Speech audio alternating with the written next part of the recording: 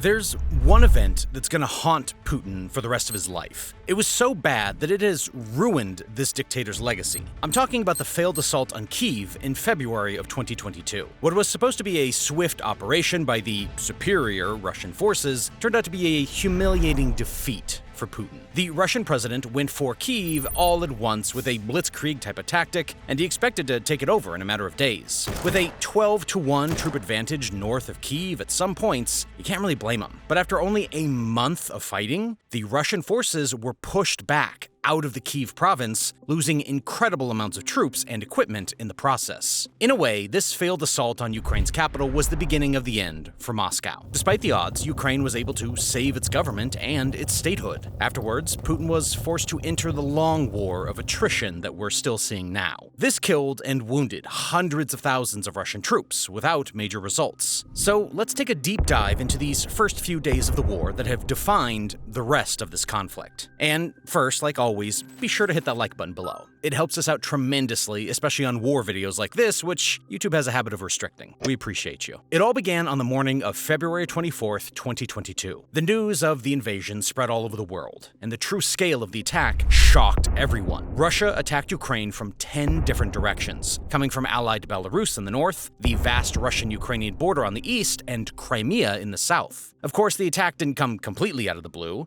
as Russia had been amassing troops and armor near the border for months on end. Putin said it was part of a large-scale exercise, which everyone viewed with suspicion. Western countries gave warnings that Putin shouldn't invade, and Ukraine started to mobilize people and set up their defenses. The Ukrainian military command also planned what it would do in the case of a Russian attack. But what happened on the 24th was definitely the worst-case scenario. Suddenly, Putin went all in and sent more than 150 missiles, waves of tanks and armored vehicles, and tens of thousands of troops across the border. In his historic speech that day, he claimed that he would denazify and demilitarize Ukraine with a so-called special military operation. Everyone was anxious because of how unpredictable the situation was. US intelligence gave Ukraine only 96 hours before it would be defeated. The Russians were probably even more optimistic. One Russian soldier said that he was told to reach Kyiv in 18 hours, like it would be a walk in the park. Anyway, for the 3 million people living in the Kyiv metropolis,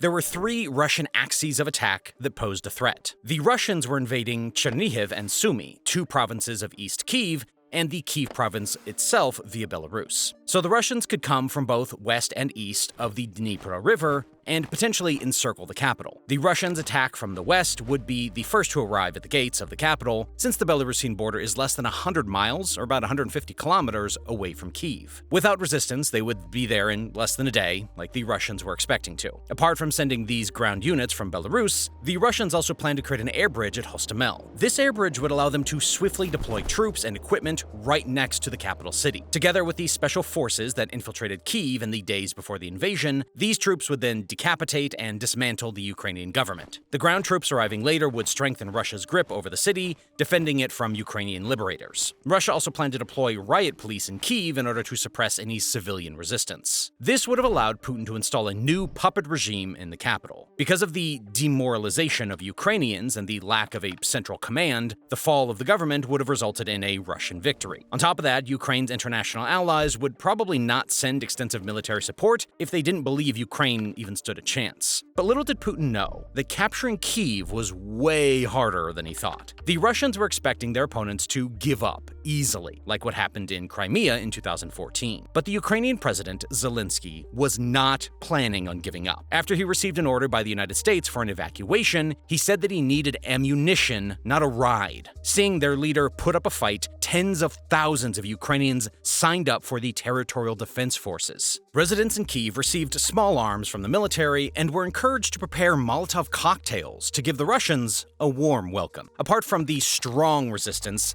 there was another unpleasant surprise for Putin. His own military wasn't as capable as he thought. Initially, things were looking pretty good because Russia had a 12-1 force advantage north of Kyiv. It sent the 35th, 36th, and 41st combined arms armies to the capital, totaling about 40,000 soldiers. Ukraine had only deployed its 72nd Mechanized Brigade, elements of the National Guard, some special forces, and several volunteer territorial defense brigades near the capital. This had to do with a successful deception campaign, leading the Ukrainian forces to focus elsewhere. A lot of Ukrainian units were stationed in the south and the east, where the Russian attacks turned out to be less threatening. However, this numeric superiority near Kyiv didn't translate into military victories for Putin. The first major defeat happened during the attack on the Antonov airport near Hostomel, where the Russians wanted to create an air bridge. This airfield is about 10 miles or 20 kilometers away from the capital, so troops landing there would be able to reach Kyiv in minutes. It would also be easy for Russia to send heavy machinery there because the airport was built to handle the world's largest cargo plane. If the air bridge was successful, it would have probably been over for Ukraine's capital,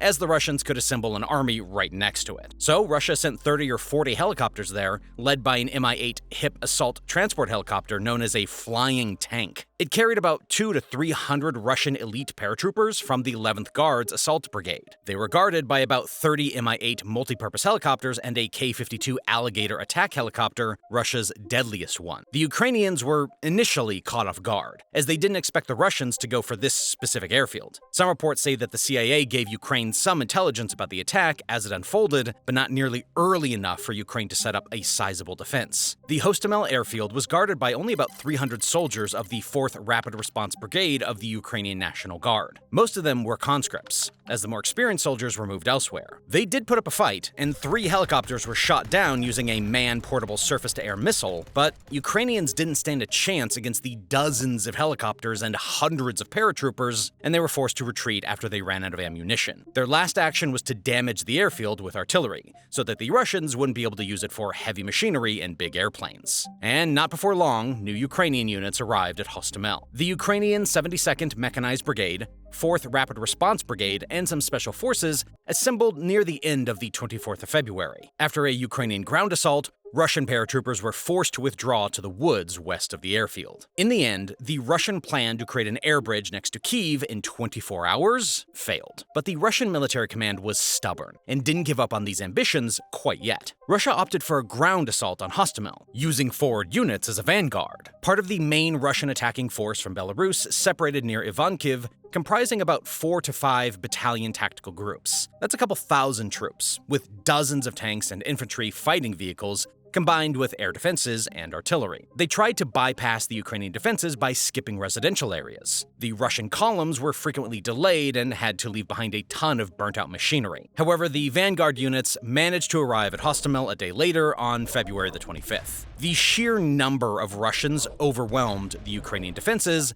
and the defenders had to give up the airport. The Russian Defense Ministry said that the operation also involved 200 attack helicopters. But over the following hours and days, the Ukrainians relentlessly bombarded the airfields with artillery and rockets. Because it was simply too dangerous, Hostomel was never used as a landing strip for Russian troops and equipment. According to the Ukrainian military, the Russians later attacked the Vasilkiv military airbase, 25 miles or 40 kilometers south of Kyiv. On February 26th, a large number of Russian paratroopers allegedly landed near the airport, and there was heavy fighting with the Ukrainian 40th Tactical Aviation Brigade. Other reports suggested that Russian sleeper agents were involved as well, having previously traveled to Vasilkiv in disguise. The Russians weren't able to capture the airbase, though, and yet another attempt to create an air bridge failed. The Ukrainians claim they downed 2 troop transport aircraft in the fight, although there are no independently verified reports of this. With the Russian air bridge failing, Ukraine had bought itself some valuable time. Analysts later called it the Russian airborne disaster and a turning point in the war, preventing a rapid capture of Kyiv. It wasn't going to be a matter of hours, but days before the Russians could arrive at the capital city. That is, the main Russian attacking force. There were already Russian special forces in the capital city in February of 2022, who entered in disguise as civilians or as Ukrainian soldiers. They were there to spread fear, provide reconnaissance, sabotage the Ukrainian defenses, and probably assassinate the president. According to Ukraine, Putin instructed his tough Chechen ally, Ramzan Kadyrov, to send assassins to Kyiv. The Russian leader also ordered people from the Wagner Group and the Redoubt private military company to go after Zelensky. There is footage of Russian military units roaming around the streets in Kyiv. As a response, the mayor of Kyiv imposed a curfew in the first few days of the war to keep civilians safe and to target the saboteurs. The Russians' plan was to cause a lot of chaos, but it didn't work. After a days-long manhunt in the capital, the Russian forces were either killed, caught, or forced to flee. This wasn't the only thing the people living in Kyiv were afraid of, though. Russian fighter jets were soaring across the sky, trying to bomb targets in the city. This followed a massive airstrike campaign across the province, with the goal of destroying Ukrainian air defense and air bases. But crucially, this part of the assault plan failed as well. In the early hours of February 24th, a lot of the Ukrainian military facilities were already empty in anticipation of the missiles. This made the Russian strikes of early that morning largely inefficient. The Russian military claimed to have destroyed 83 facilities, thinking it would have destroyed most of the Ukrainian air forces and air defense capabilities. Now, recently, we crossed 1 million subscribers. Ever since then, we've been flooded with emails asking us questions and asking for advice about how to grow a YouTube channel. Even though we try our best to reply to every single email, sometimes this takes up too much time, or people tend to ask the same questions that we've answered before. And that's why we've decided to put all of our YouTube advice into one email bootcamp for completely free. So, if you're someone who's interested in starting your own YouTube channel, you can get our email bootcamp by clicking on the link in the description or by scanning the QR code on the screen. Okay, let's get back to the video. But that wasn't the case. To their surprise, the Russian fighter jets and helicopters failed to achieve total air superiority. Ukrainian fighter jet pilots bravely defended the skies above Kyiv. This was also one of the reasons why the air bridge at Hostomel failed. Several Ukrainian Su-24 fighter jets attacked the airport while they were under Russian control. Without total air superiority, using the air bridge safely was close to impossible. It was also very hard to bomb Kyiv itself for the Russian Air Force. There were a ton of dogfights happening above Kyiv, and the Ukrainian defenders became very iconic. This led to the myth of the Ghost of Kyiv, who allegedly shot down 6 Russian fighter jets above the capital. Although he didn't exist, the collective Ukrainian Air Force had taught the Russians a lesson. The same holds true for the Ukrainian air defenses, which were present around Kyiv, unlike what the Russians expected. They downed a number of Russian helicopters and fighter jets, making the air raids unsustainable. All in all, the lack of total air dominance on the Russian side was incredibly important in the failed Kyiv offensive. The only option the Russian military had left by this point was the ground assault on the capital. The Russians had to break through 2 defensive lines by force, which looked like a realistic option because of their size advantage. The main attacking forces from Belarus had already pushed through the strategic towns of Chernobyl, Ivankiv, Dymir, and Bordyanka in a matter of days. They were delayed by the defenders, but the Ukrainians never held ground. The defenders were only trying to buy time before the Russians inevitably got close to the capital. The intense fighting started at the outer ring of Kyiv's defenses, at the towns of Hostomel, Bucha, and Irpin. Russian forward units tried to take control over these small towns, which was a decisive moment. If they would fall, the roads leading to Kyiv were open for the main Russian attacking forces. It would mean urban warfare, with the Russian military potentially surrounding the capital and destroying it with artillery. It would cause huge civilian casualties and make the Ukrainian position untenable. In anticipation of the siege, the Russians sent a 40-mile or 65-kilometer column out of Belarus filled with tanks, infantry fighting vehicles, and artillery pieces. There were also hundreds of trucks carrying thousands of troops and tons of supplies like ammunition, fuel, and food. At the same time, columns from Chernihiv and Sumy were advancing towards the capital, with similar amounts of troops and material. They would arrive later and support the siege from the eastern flank. But in order to succeed, the forward units needed to break through Kyiv's outer ring of defense, and that didn't work. Russian ground forces tried to take Bucha on February 27th, after hours of intense shelling. Some armored vehicles and tanks charged through the main roads leading to Irpin, and the Russians quickly gained ground. They didn't expect the heavy resistance from the Ukrainians, though. The Ukraine military used anti-tank weapons like the Javelin and the NLAW to destroy Russian vehicles. It was easy to ambush the Russian columns in the urban areas, as the small and mobile Ukrainian units hid behind buildings. The vehicles at the front and the back of the column were targeted the most in order to delay the column as much as possible. The Ukrainian military also used drones and artillery fire to target the Russians. The invaders moved in predictable formations, so they were an easy target. Citizens reportedly helped in the fight as they threw Molotov cocktails at the Russian vehicles and lit them on fire. The roads between Bucha and Irpin were damaged and blocked, making it hard for the Russians to swiftly pass through. The day after, it was clear that the Russians suffered a humiliating defeat. The streets of Bucha were filled with burnt-out machinery, as the mayor of Bucha showed in a video. During this time, the Ukrainians were also targeting the Russian supply lines, as they destroyed multiple roads and bridges with artillery, airstrikes, and rockets. defenses. The MO6 highway was one of the biggest targets. The Ukrainians attacked it on February 28th, eliminating more than 200 vehicles in the process. Ukraine managed to recapture the town of Bucha on March 3rd, which marked the slowdown in the Russian ground offensive. But the Russian military was getting desperate at this point. They launched wave after wave of new attacks, overwhelming the Ukrainian defenses at the cost of huge Russian losses. This was powered by elements from the 40-mile column that had reached the front. The Ukrainians were forced to retreat from Bucha on the 12th of March. Unbeknownst to them, a humanitarian disaster later took place in Bucha, which we'll cover later. The only thing separating the Russians from Kyiv was the Irpin River, which the Ukrainians defended with everything they had. Ukraine also used the river to its advantage.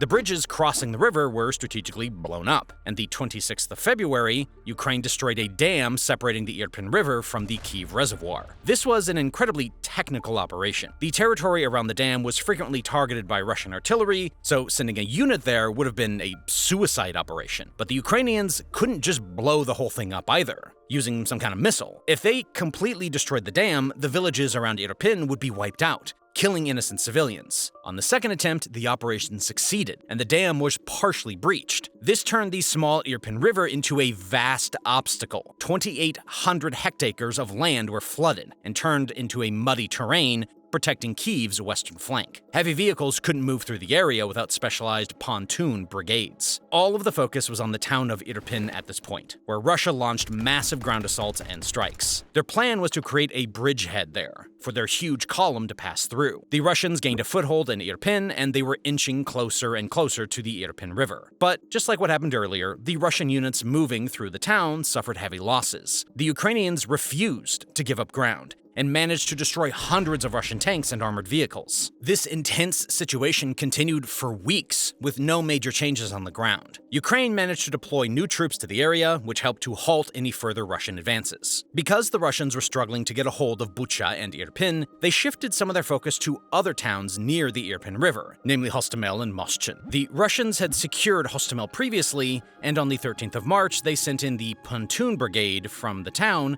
to try and create a bridgehead across the Irpin River. But the bridge was soon destroyed, taking down several Russian vehicles in the process. The Russians tried it once again near Moshchun, north of Bucha and Hostomel. In this town across the Irpin River, one of the bloodiest and most important battles for the defense of Kyiv took place starting on March 5th. The Ukrainians had reinforced the area with troops from the 72nd Mechanized Brigade, but they were overwhelmed. The first day of the attack, Russian specialized forces occupied the northwestern part of the town. A day later, on March 6th, the main Russian forces arrived and pushed the Ukrainians back into the city center. There followed a period of heavy shelling, artillery fire, airstrikes, drones, and helicopter attacks on Moshchun. The Russians went for another massive attack on March 11th, forcing the Ukrainians to retreat to Moshchun's outskirts. They thought that their chances in Moshchun were better than in Irpin, and sent the most forces there. The pressure was so intense that the commander of the 72nd Mechanized Brigade asked his commander-in-chief if he could retreat from Moshchun, but he was ordered to stay, no matter what, because the fall of Moshchun would mean the end for Kyiv and Ukraine. Over the following days, Ukrainian reinforcements arrived and they started to counterattack. Using heavy shelling on the Russian position,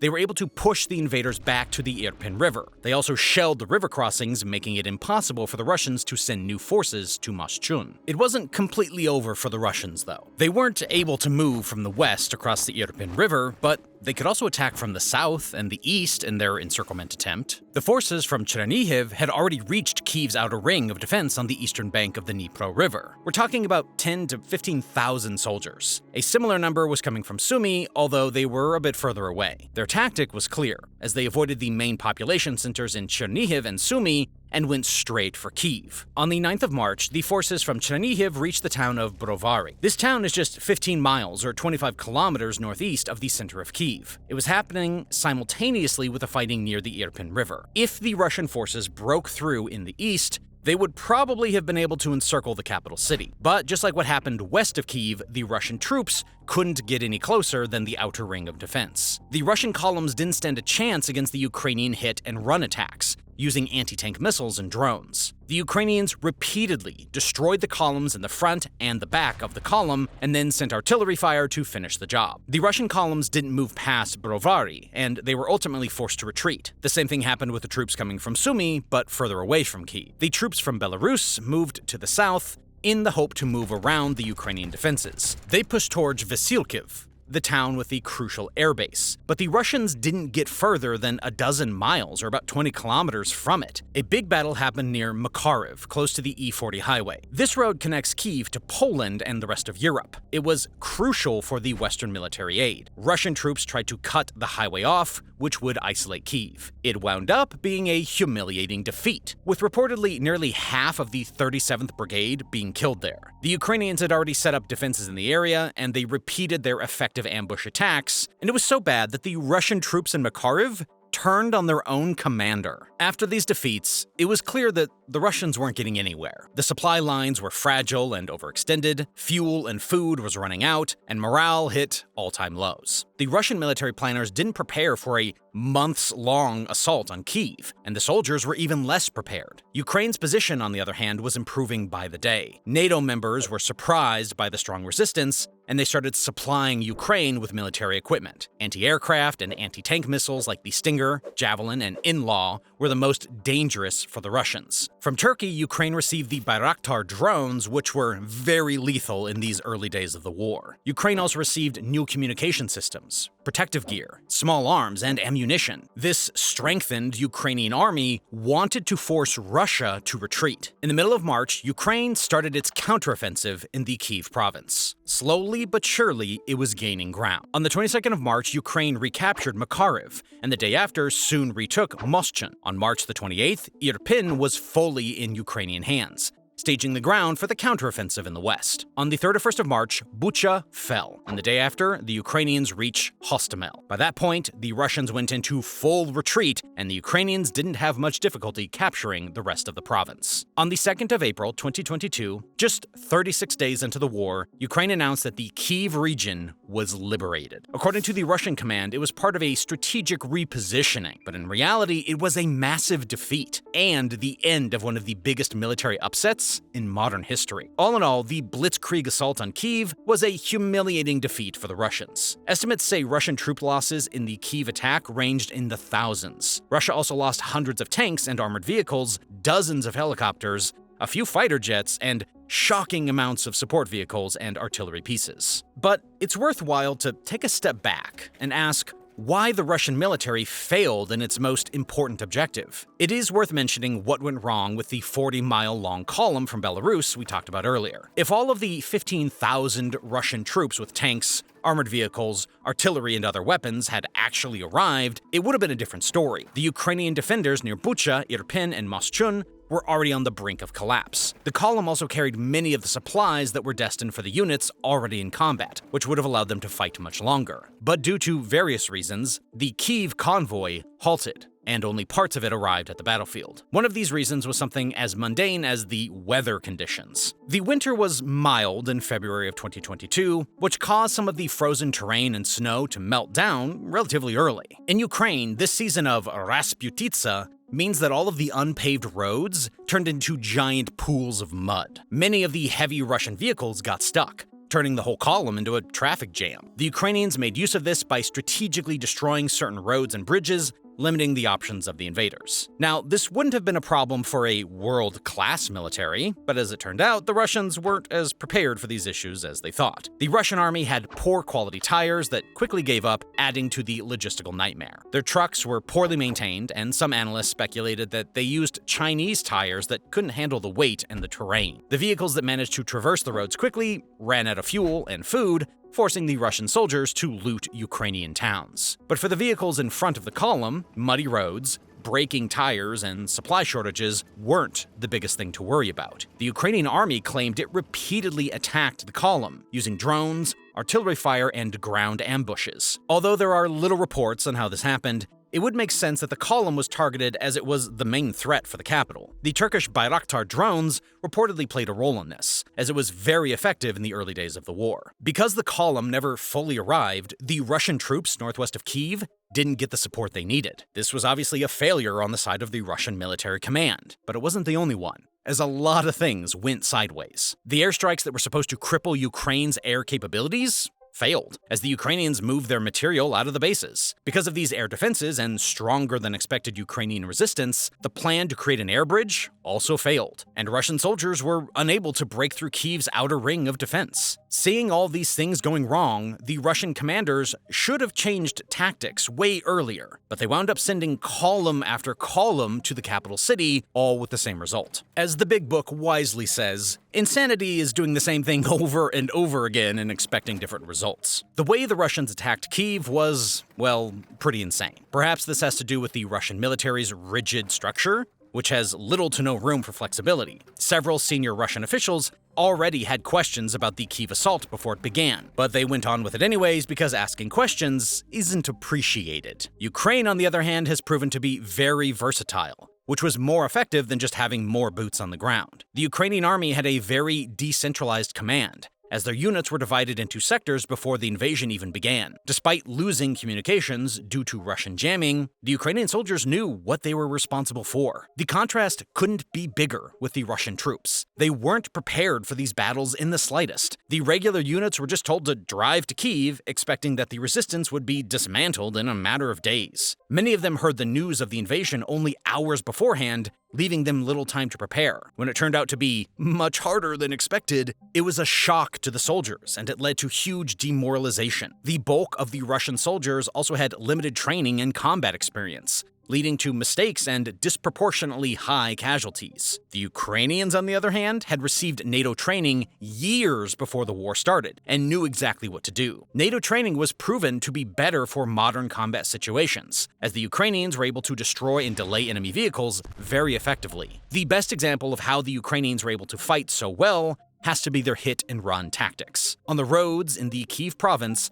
the Russian columns were regularly harassed by small Ukrainian groups on quad bikes using RPGs and other anti-tank weapons. Now we understand what happened during the failed Kyiv assault and why. But the most interesting part about all of this is how it shaped the course of modern history. If one of the domino pieces of Kyiv's defenses had fallen, Putin would have replaced the Ukrainian government and quite possibly won the war. But Putin's plan failed, and inevitably, the Ukrainian war entered a different phase. At first, Putin and Zelensky went to the negotiating table to discuss a potential peace deal or a ceasefire. The Russian withdrawal from the Kyiv Oblast happened while the two nations discussed a peaceful treaty in Istanbul. This wasn't the first time that the two sides talked about a deal. Peace negotiations had already begun in Belarus on the 28th of February, with the fighting ongoing. It was a moment of hubris on the Russian side, who thought that the Ukrainians would be so overwhelmed that they would immediately want a peace deal on Russian terms. And this wasn't the case, because of the successful Ukrainian defense and the start of its counteroffensive by the end of March. In this new situation, diplomatic negotiations continued in Turkey on March the 29th. Russia claimed that the retreat from Kyiv served to cool things down and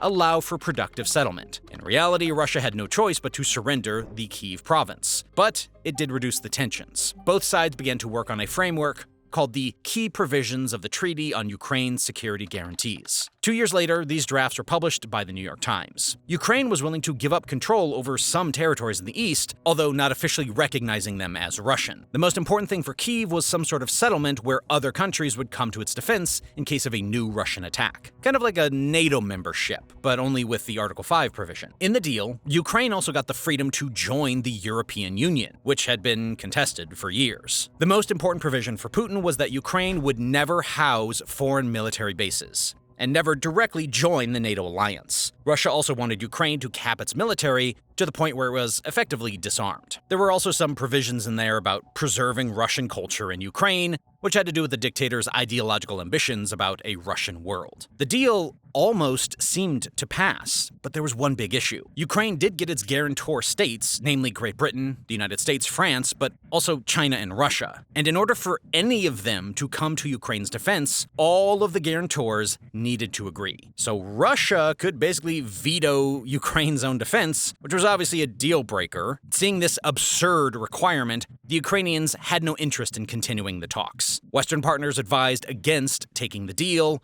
also because of the weakened Ukrainian military. In hindsight, one US official said that we don't know if Putin was serious. Putin either way overestimated how much the Ukrainians were willing to give up, or he wanted to distract Ukraine while he was reorganizing his troops and planning the next phase of his war. The later seemed to be the case in hindsight. The massacre in Bucha that had come to light during this period was the definitive halt of diplomatic relations between Russia and Ukraine. In this town, northwest of Kyiv, Russian soldiers had murdered 458 civilians in a terrible manner. This was a serious war crime. Sadly, it wasn't the only place where the Russians killed civilians, as similar cases were later discovered in other towns as well. Russia claims that the massacre near Bucha was a staged performance, but the Ukrainians, they didn't believe this. If anything, it made the Ukrainian public even more angry at Putin, strengthening the resistance and their will to fight. With the diplomatic solution out of the window, the Russian military command shifted all of its focus to the east, mostly near the Donbas region. Putin needed something to show for his war, and if he can't get Kyiv, he'll go for Ukraine's eastern provinces. Starting an arguably senseless war is already a risky move politically, but losing it would guarantee Putin's demise. The dictator's best bet was a war of attrition. He aimed to drain Ukraine's weapon systems, ammunition, and manpower. This is a topic for a whole nother video, of course, as the strategy delivered mixed results for the Kremlin. But it also impacted the people living in Kyiv. Russia's aerial campaigns, using a combination of missiles and Iranian suicide drones, have targeted the capital over 30 times to this date. The objective was to damage dual-use infrastructure, such as the energy grid, but it also served to spread fear and hurt the will to fight. New Western air defense systems have made Kyiv a safer place, but there are still regular attacks. Despite this imminent threat from the skies, life continues in the capital city. Nearly 5 million Ukrainian refugees returned to their homes, and a big fraction of them are now living in Kyiv. And whenever the air sirens aren't on, people try to act normal. Hopefully for them, a second ground assault on Kyiv won't happen. The Ukrainian border guard built an extensive network of defenses near Belarus with trenches, landmines, and concrete blocks. Like the Donbas front has proven, these old-school defenses are effective to this day. There's also a lot of army personnel in the area south of Belarus, possibly Ukrainian soldiers from the east who are off rotation. To deter an attack, Ukraine always makes sure that the northern border is very well supplied. Even though this is probably enough to discourage Putin from a new Kyiv offensive, tensions remain high. A recent buildup of Belarusian troops near the border was a big scare, and the Ukrainian military is always on the watch for any signs of an invasion up north. But with Putin's war still failing to get further than the Donbas, the fight seems to be decided in favor of Kyiv. Unlike the dictator's imaginations, the Ukrainian capital stands strong. Let's hope that this continues until the war comes to an end.